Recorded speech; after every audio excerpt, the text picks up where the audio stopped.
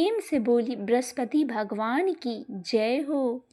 आइए सुनते हैं गुरुवार व्रत की कथा और आरती। प्राचीन समय की बात है। भारतवर्ष में एक राजा राज्य करता था। वह बड़ा प्रतापी और दानी था। वह नित्य गरीबों और ब्राह्मणों की सेवा एवं सहायता करता था। वह प्रतिदिन मंदिर में भगवान के दर्शन करने जाता था, लेकिन यह बात उसकी रानी को अच्छी नहीं लगती थी। वह ना ही पूजा करती थी और ना ही दान करने का उसका मन लगता था। एक दिन राजा शिकार खेलने वन को गए थे, तो रानी और दासी महल में अकेली थी। उसी समय बृहस्पति देव साधु का वेश बनाकर महल में भिक्षा के लिए आए और भिक्षा मांगी, तो रानी ने भिक्षा देने से मना कर दिया। रानी ने कहा, हे साधु महाराज, मैं तो दान पुण्य से तंग आ गई हूँ। इस कार्य के लिए मेरे पति देव ही बहुत है। अब आप ऐसी कृपा करें कि सारा धन नष्ट हो जाए तथा मैं आराम से रह सकूं। साधु ने कहा, देवी, तुम तो बड़ी अजीब हो। धन और संतान से कौन दुखी होता है? इसकी तो सभी कामना करते हैं। पापी भी पुत्र और धन की इच्छा करते हैं।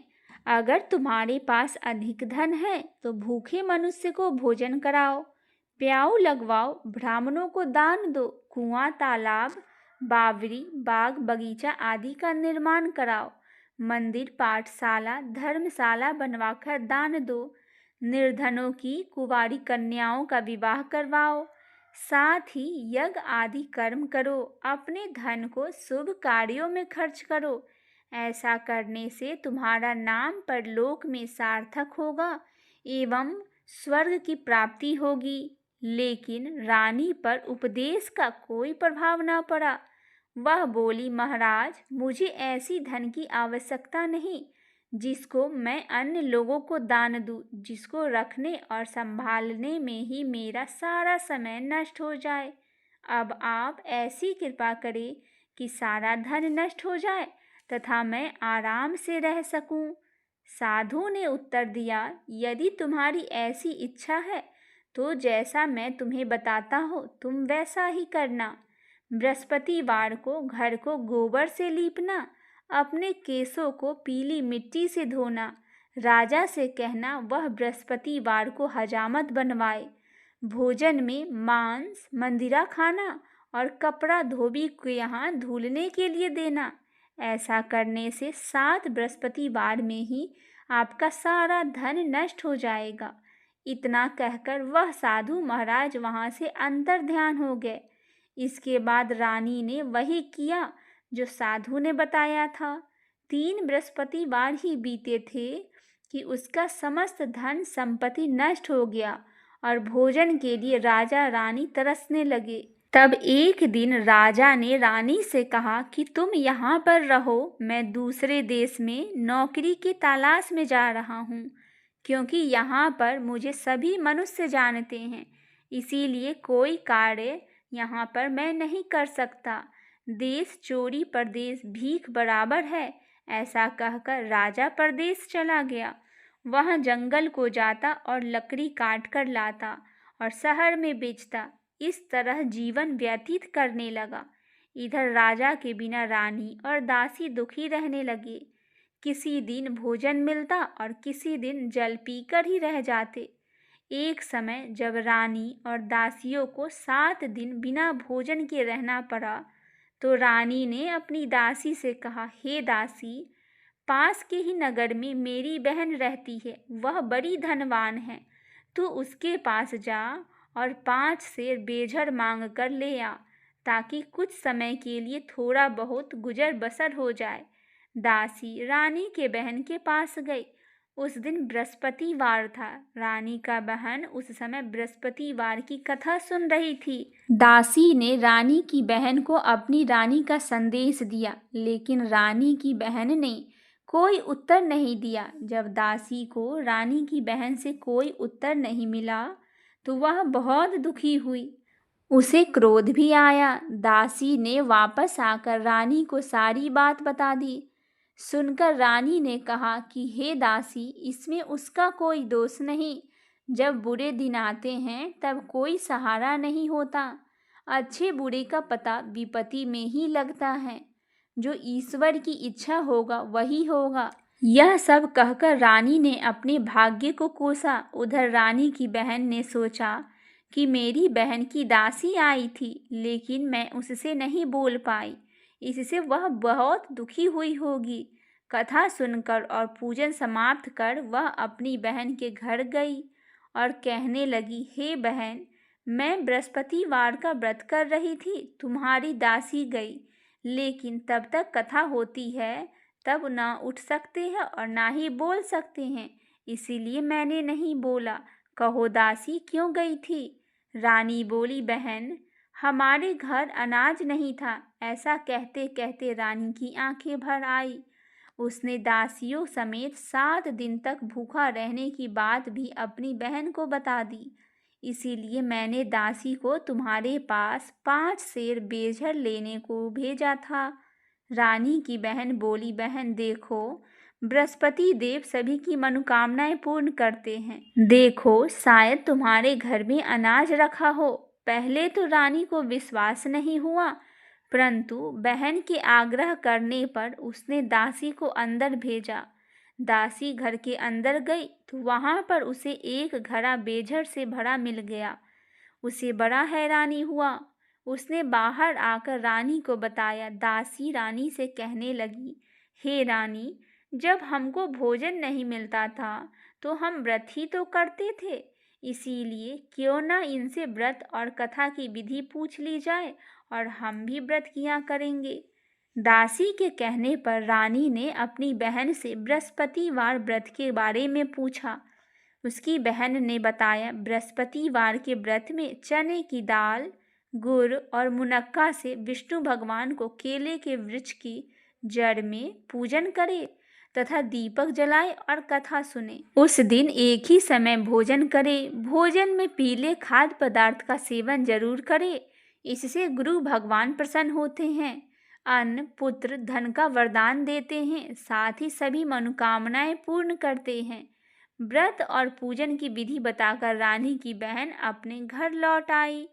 रानी और दासी दोनों ने निश्चय किया कि बृहस्पति देव भगवान का पूजन हम जरूर करेंगे। 7 रोज बाद जब बृहस्पतिवार आया तो उन्होंने व्रत रखा। घूर साल में जाकर चना और गुड़ बिन ले आई तथा उसकी दाल से केले की जड़ तथा विष्णु भगवान का पूजन किया। अब पीला भोजन कहाँ से आए? दोनों बड़ी दुखी हुए, परंतु उन्होंने व्रत किया था, इसीलिए बृहस्पति देव भगवान प्रसन्न थे। एक साधारण व्यक्ति के रूप में वे 2 थाली में पीला भोजन लेकर आए और दासी को देकर बोले, हे दासी, यह भोजन तुम्हारे लिए और रानी के लिए है, इसे तुम दोनों ग्रहण करना। दासी भोजन पाकर बहुत प्रसन्न हुई। उसने रानी से कहा, चलो रानी जी, भोजन कर लो। परंतु रानी को भोजन आने के बारे में कुछ नहीं पता था, इसीलिए उसने कहा कि जा तू ही भोजन कर ले, क्योंकि तू व्यर्थ में हमारी हंसी उड़ाती है। तब दासी ने कहा, एक व्यक्ति भोजन दे गया है। तब रानी ने कहा, वह व्यक्ति तेरे लिए ही भोजन दे गया होगा, तू ही भोजन कर ले। तब दासी ने कहा, वह व्यक्ति हम दोनों के लिए 2 थालों में सुंदर पीला भोजन दे गया है, इसीलिए मैं और आप दोनों ही साथ में ही भोजन करेंगे। यह सुनकर रानी बहुत प्रसन्न हुई और दोनों ने गुरु भगवान को नमस्कार कर भोजन किया। उसके बाद से वे प्रत्येक बृहस्पतिवार को गुरु भगवान का व्रत और पूजन करने लगी। बृहस्पतिवार को भगवान की कृपा से उनके पास धन हो गया, लेकिन रानी फिर पहले की तरह आलस्य करने लगी। वह दासी बोली, देखो रानी, तुम पहले भी इसी प्रकार आलस्य करती थी, तुम्हें धन को रखने में कष्ट होता था, इस कारण सभी धन नष्ट हो गया है। अब गुरु भगवान की कृपा से धन मिला है तो फिर तुम्हें आलस्य होती है। बड़ी मुसीबतों के बाद हमने यह धन पाया है, इसीलिए हमें दान पुण्य करना चाहिए। अब तुम भूखे मनुष्य को भोजन कराओ, प्याऊ लगवाओ, ब्राह्मणों को दान दो, कुआं, तालाब, बावड़ी, बाग बगीचे आदि का निर्माण कराओ। मंदिर, पाठशाला, धर्मशाला बनवाकर दान दो। निर्धनों की कुंवारी कन्याओं का विवाह करवाओ। साथ ही यज्ञ आदि कर्म करो। अपने धन को शुभ कार्य में खर्च कीजिए, जिससे तुम्हारे कुल का यश बढ़ेगा और स्वर्ग की प्राप्ति और पितर लोग भी प्रसन्न होंगे। दासी की बात मानकर रानी शुभ कर्म करने लगी। उसका यश फैलने लगा। एक दिन रानी और दासी आपस में विचार करने लगे कि न जाने राजा किस देश में होंगे। उनकी कोई खोज खबर भी नहीं है।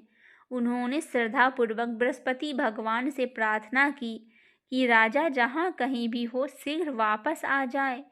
उसी रात्रि बृहस्पति देव ने राजा को स्वप्न में कहा, हे राजा, उठ, तेरी रानी तुझको याद कर रही है। अपने देश को लौट जाओ। राजा प्रातः काल उठा और जंगल से लकड़ी काटने के लिए गया और जंगल की ओर चल पड़ा। जंगल से गुजरते हुए विचार करने लगा कि रानी की गलती से उसे कितने दुख भोगने पड़े। राजपाट छोड़कर जंगल में आकर रहना पड़ा। जंगल से लकड़ी काटकर शहर में बेचकर गुजारा करना पड़ता है और अपनी दशा को याद करके व्याकुल होने लगा। उस समय राजा के पास बृहस्पति देव साधु के वेश में आकर बोले, हे लकड़हारे, तुम इस सुनसान जंगल में किस चिंता में बैठे हो, मुझे बतलाओ। यह सुनकर राजा के नेत्रों में जल भर आया और साधु की वंदना कर राजा ने अपनी संपूर्ण कहानी सुना दी। महात्मा दयालु होते हैं।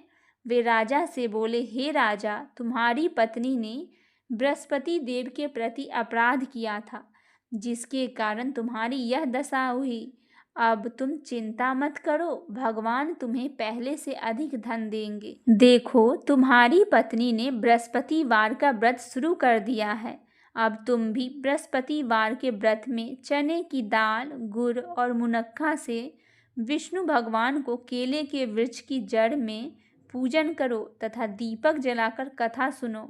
उस दिन एक ही समय भोजन करना, लेकिन भोजन में पीले खाद्य पदार्थ का सेवन जरूर करना। भगवान तुम्हारी सब मनोकामनाएं पूर्ण करेंगे। साधु की बात सुनकर राजा बोले, हे प्रभु, लकड़ी बेचकर तो इतना पैसा भी नहीं बचता जिससे मैं भोजन के उपरांत कुछ बचा सकूं। मैंने रात्रि में अपनी रानी को व्याकुल देखा है। मेरे पास कोई साधन नहीं है जिससे उसका समाचार जान सकूं। फिर मैं कौन सी कहानी कहूँ, यह भी मुझको मालूम नहीं है। साधु ने कहा, हे राजा, मन में बृहस्पतिवार भगवान का पूजन व्रत का निश्चय करो। वे स्वयं ही तुम्हारे लिए कोई राह बना देंगे। बृहस्पतिवार के दिन तुम रोजाना की तरह लकड़ियां लेकर शहर में जाना। तुम्हें रोज से दुगुना धन मिलेगा, जिससे तुम भली भांति भोजन कर लोगे तथा बृहस्पति देव की पूजन का सामान भी ले आओगे। राजा ने चना, गुड़ आदि लाकर गुरुवार का व्रत किया। उस दिन से उसके सभी क्लेश दूर हो गए। परंतु जब दोबारा गुरुवार का दिन आया तो बृहस्पतिवार का व्रत करना राजा भूल गया। इस कारण बृहस्पति भगवान नाराज हो गए। उस दिन उस नगर के राजा ने विशाल यज्ञ का आयोजन किया तथा शहर में यह घोषणा कर दी कि कोई भी मनुष्य अपने घर में भोजन ना बनावे, आग न जलावे। समस्त जनता मेरे यहाँ भोजन करने आएंगे। इस आज्ञा को जो ना मानेगा उसे फांसी की सजा दी जाएगी। इस तरह की घोषणा संपूर्ण नगर में करवा दी गई। राजा की आज्ञा के अनुसार शहर के सभी लोग भोजन करने आए, लेकिन उस लकड़हारे कुछ देर से पहुंचा, इसीलिए राजा उसको अपने साथ घर लेवा गए और घर ले जाकर भोजन करा रहे थे तो रानी की दृष्टि उसकी खूंटी पर पड़ी, जिस पर उसका हार लटका हुआ था। वह वहां पर दिखाई नहीं दिया।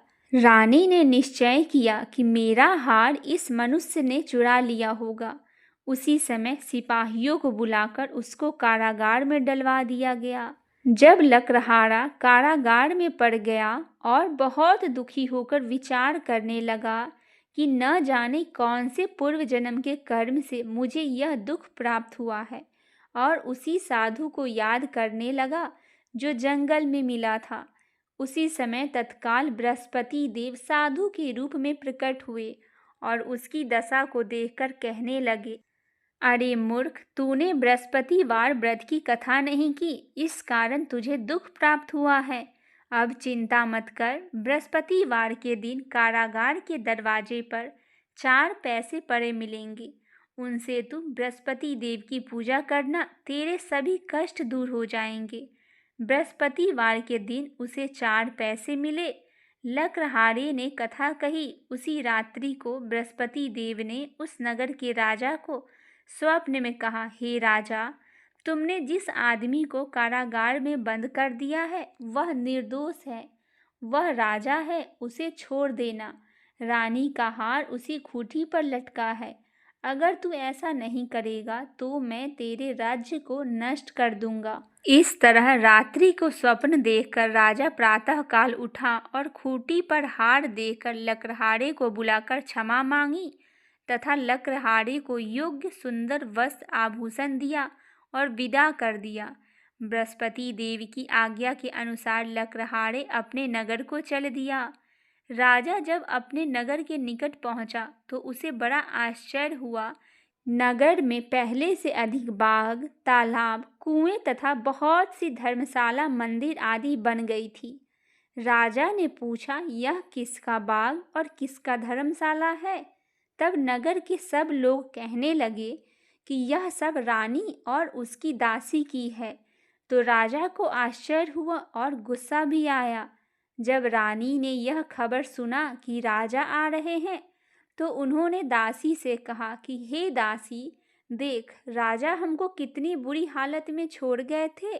हमारी ऐसी हालत देखकर वह कहीं लौट न जाए, इसीलिए तू दरवाजे पर खड़ी हो जा।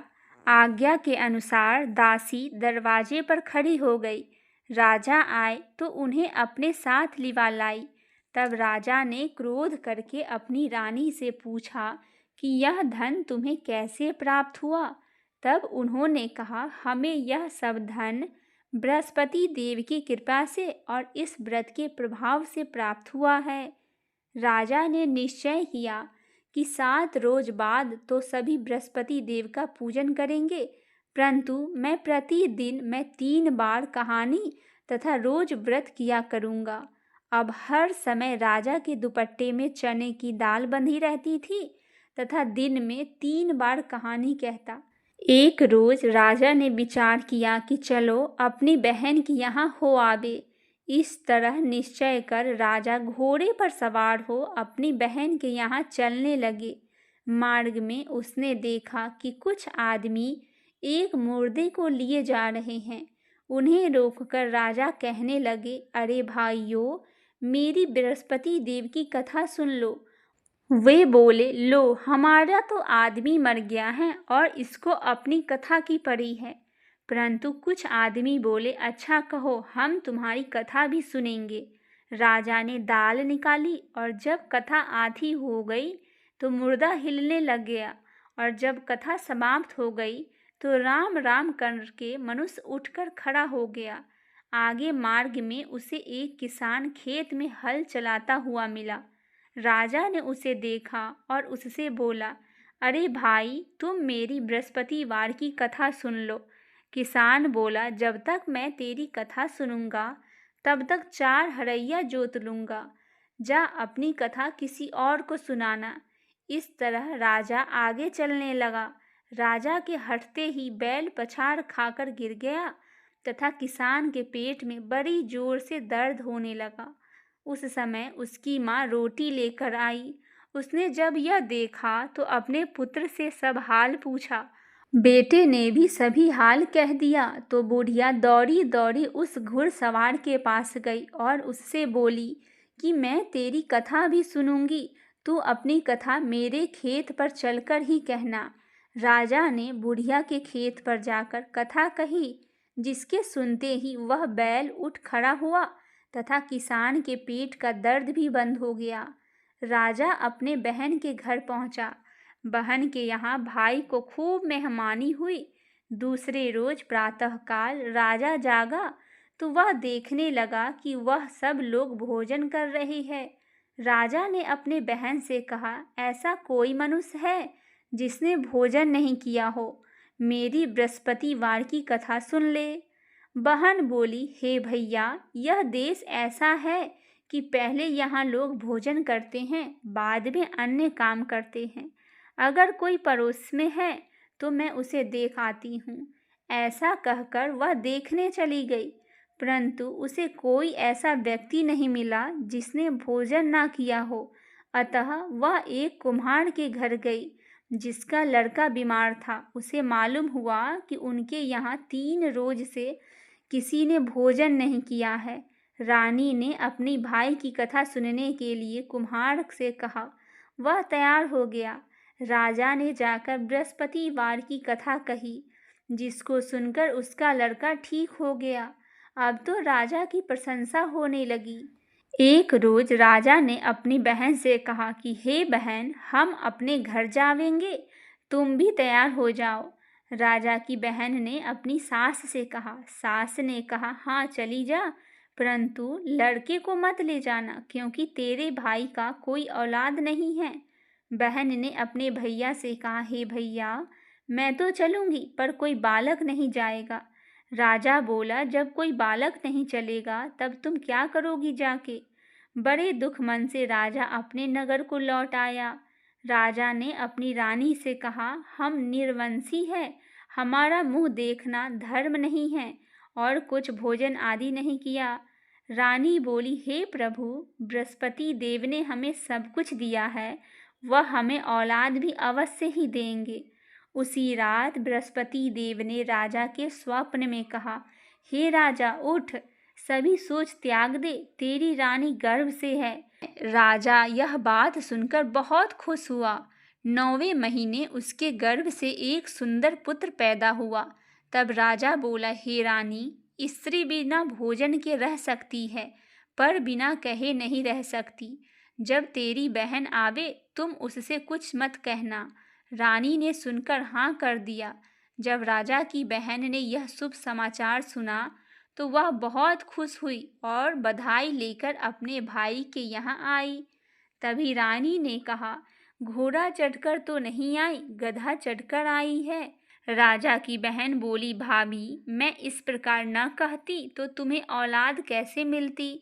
बृहस्पति देव ऐसे ही है, जैसे जिसके मन में कामना हो सभी को वह पूर्ण करते हैं। भगवान बृहस्पति देव उसकी सदैव रक्षा करते हैं। संसार में जो मनुष्य सद्भावना से भगवान जी का पूजन व्रत सच्चे हृदय से करते हैं तो उनकी सभी मनोकामनाएं पूर्ण होती है। जैसी सच्ची भावना से रानी और राजा ने उनकी कथा का गुणगान किया तो उनकी सभी इच्छाएं बृहस्पति देव जी ने पूर्ण की थी। इसीलिए पूर्ण कथा सुनने के बाद प्रसाद लेकर जाना चाहिए। हृदय से उसका मनन करते हुए जय जयकार बोलना चाहिए। आइए सुनते हैं बृहस्पतिवार व्रत में सुने जाने वाली एक और कथा। बहुत समय पहले की बात है। एक नगर में एक गरीब ब्राह्मण और उनकी पत्नी रहती थी।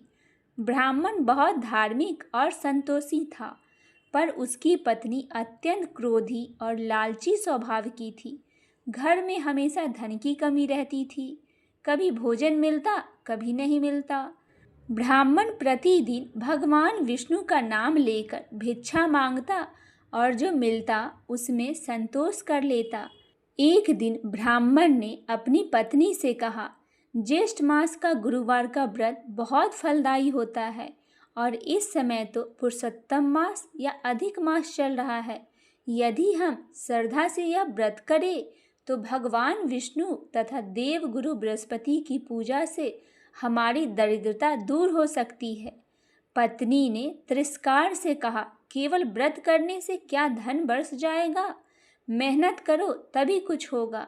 ब्राह्मण शांत रहा। उसने कहा, मेहनत भी अवश्य करेंगे, पर भगवान की कृपा के बिना कुछ नहीं मिलता। कुछ दिन बाद ज्येष्ठ मास का पहला गुरुवार आया। ब्राह्मण प्रातः स्नान करके पीले वस्त्र पहनकर पूजा में बैठ गया। उसने केले के वृक्ष के पास दीप जलाया। हल्दी, चने की दाल और पीले फूल चढ़ाए। भगवान विष्णु का स्मरण करते हुए उसने व्रत रखा, लेकिन उसकी पत्नी को यह सब अच्छा नहीं लगा। उसने क्रोध में आकर पूजा का सामान फेंक दिया और बोली, घर में खाने को नहीं है और तुम पूजा पाठ में लगे हो। ब्राह्मण दुखी होकर भगवान से प्रार्थना करने लगा, हे नारायण, मेरी पत्नी अज्ञानवश ऐसा कर रही है, उसे सबुद्धि दीजिए। उस रात ब्राह्मण की पत्नी को स्वप्न आया। उसने देखा कि एक तेजस्वी वृद्ध ब्राह्मण पीले वस्त्र पहनकर खड़े हैं। उनके मुख से दिव्य प्रकाश निकल रहा है। उन्होंने कहा, मैं देव गुरु बृहस्पति हूँ। तुम्हारे पति सच्चे भक्त हैं। तुम उनके धर्म कार्य में बाधा डालती हो, इसीलिए तुम्हारे घर में दरिद्रता है। यदि तुम श्रद्धा से गुरुवार का व्रत करोगी, अतिथियों का सम्मान करोगी और भगवान विष्णु की पूजा करोगी, तो तुम्हारे सभी कष्ट दूर हो जाएंगे। इतना कहकर वे अदृश्य हो गए। सुबह उठते ही वह स्त्री भयभीत हो गई। उसने अपने पति को सारी बात बताई और रोते हुए क्षमा मांगी। ब्राह्मण ने उसे समझाया और दोनों ने मिलकर अगले गुरुवार से विधि पूर्वक व्रत आरंभ किया। अब हर गुरुवार वे प्रातः स्नान करते, घर को साफ करते, पीले वस्त्र पहनते और भगवान विष्णु की पूजा करते। वे केले के वृक्ष में जल चढ़ाते और ओम बृहस्पत्याय नमः मंत्र का जाप करते और गरीबों को चने की दाल, हल्दी तथा पीले वस्त्र दान करते थे। धीरे धीरे उनके घर की स्थिति बदलने लगी। पहले जहाँ भोजन का अभाव था, वहीं अब घर में अन्न भरने लगा। ब्राह्मण को सम्मान मिलने लगा। नगर के लोग उसकी विद्वानता की प्रशंसा करने लगे। उसकी पत्नी का स्वभाव भी शांत और मधुर हो गया। एक दिन नगर का राजा शिकार करते करते जंगल में भटक गया। भूख प्यास से व्याकुल होकर वह उसी ब्राह्मण के घर पहुंचा। ब्राह्मण और उसकी पत्नी ने बड़े प्रेम से राजा का स्वागत किया और जो थोड़ा बहुत भोजन था वह श्रद्धा से परोस दिया। राजा उनके व्यवहार से अत्यंत प्रसन्न हुए। उसने पूछा, तुम इतने गरीब होकर भी इतने प्रसन्न कैसे रहते हो? ब्राह्मण ने उत्तर दिया, यह सब भगवान विष्णु और देवगुरु बृहस्पति की कृपा है। ज्येष्ठ मास के अधिक मास में गुरुवार का व्रत हमारे जीवन में सुख लाया है। राजा ने उनसे पूरी विधि पूछी और स्वयं भी गुरुवार का व्रत करने लगा। कुछ समय बाद उसके राज्य में भी सुख समृद्धि बढ़ गई। प्रजा प्रसन्न रहने लगे। वर्षा समय पर होने लगी। राज्य में धन धान्य बढ़ गया। धीरे धीरे उस व्रत की महिमा पूरे राज्य में फैल गई। लोग श्रद्धा से गुरुवार का व्रत करने लगे। कहा जाता है, जो व्यक्ति सच्चे मन से गुरुवार का व्रत करते हैं, उसके जीवन के संकट दूर हो जाते हैं और भगवान विष्णु की विशेष कृपा प्राप्त होती है। आइए अब जानते हैं पूजा करने की संक्षिप्त विधि। सुबह प्रातः काल स्नान करने के बाद पीले वस्त्र धारण करें। भगवान विष्णु और देव गुरु बृहस्पति की पूजा करें। पीले फूल, चने की दाल, हल्दी, गुड़, केला अर्पित करें और ओम बृहस्पत्याय नमः मंत्र का जाप करें। व्रत की कथा सुने, केले के वृक्ष की पूजा करें और गरीबों को पीली वस्तुओं का दान करें। बिना नमक का एक समय भोजन करें। गुरुवार व्रत करने से घर में सुख समृद्धि आती है। विवाह और संतान संबंधी बाधाएं दूर हो जाती है। ज्ञान, सम्मान और धन में वृद्धि होती है। गृह ग्रह मजबूत होता है। भगवान विष्णु और माता लक्ष्मी की कृपा प्राप्त होती है। बोलिए श्री हरि विष्णु भगवान की जय हो। देव गुरु बृहस्पति देव की जय हो। आइए भक्तजनों, अब हम सुनते हैं बृहस्पतिवार व्रत की आरती। जय बृहस्पति देवा, ओम जय बृहस्पति देवा। छीने छीने भोग लगाऊं, कदली फल मेवा। ओम जय बृहस्पति देवा, जय बृहस्पति देवा। तुम्हें पूरन परमात्मा, तुम्हें अंतर्यामी, जगत पिता जगदीश्वर, तुम्हें सबके स्वामी। ओम जय बृहस्पति देवा, जय बृहस्पति देवा। चरणामृत निज निर्मल, सब पातक हरता, सकल मनोरथ दायक, कृपया करो भरता। ओम जय बृहस्पति देवा, तन मन धन अर्पण कर, जो जन शरण पड़े, प्रभु प्रकट तब हो कर, आकर द्वार खड़े। ओम जय बृहस्पति देवा, दीन दयाल दयानिधि, भक्तन हितकारी, पाप दोष सब हरता, भव बंधन हारी। ओम जय बृहस्पति देवा, सकल मनोरथ दायक, सब संशय हारो, विषय विकार मिटाओ, संतन सुखकारी। ओम जय बृहस्पति देवा, जो कोई आरती तेरी प्रेम सहित गावे, जेठानंद आनंद कर, सो निश्चय पावे। ओम जय बृहस्पति देवा, जय बृहस्पति देवा।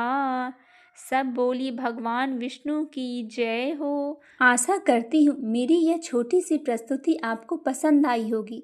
पसंद आए तो चैनल को सब्सक्राइब, वीडियो को लाइक अवश्य करें और कमेंट में देव गुरु बृहस्पति की जय हो अवश्य लिखिए।